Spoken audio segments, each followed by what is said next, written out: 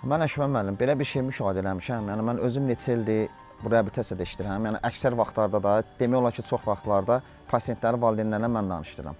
Mən telefon danışığında belə bir şey görürəm ki, tez-tez uşaq zəng edir anasına. İndi insan da deyir ki, ay ana, səsin niyə belə gəlir? Anası başlayır ki, və xəbərin yoxdur, üstümə skor gəlmişdi, vəziyyətim pisdir. Biri deyir ki, o dəfə zəng elədim, niyə açmadınız, gec açsınız, pasient sual verir valideynə. Valideyn deyir ki, xəbərin yoxdur, filan kəs qohum rəhmədə getmişdi, filan kəs rəhmədə getmişdi, nə bilim, sel, yağış yağdı, evimizin evi su bastı və sairə və ilaxır belə bir şeylər baş verir. Yəni mən buradan valideynə demək istəyirəm ki, onsuz da bu insan burada sağalır da, mübarizə aparır xəstəliklə. Burada hər şey asıl insandır, başında böyüdür. Sizdən xahiş edirəm artıq dərəcədə ki, uşaqlarla telefonla danışanda belə bir xəbərlər verməyin. Onsuz da bu heç nə dəyişə bilmir. Bu öz vəziyyəti burada korlanır.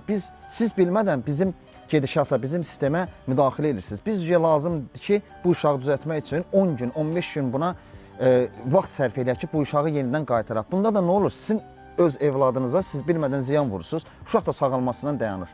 Yəni belə artıq dərəcədə xahiş edirik ki, telefon danışığında ancaq uşaqlara pozitiv köklənin.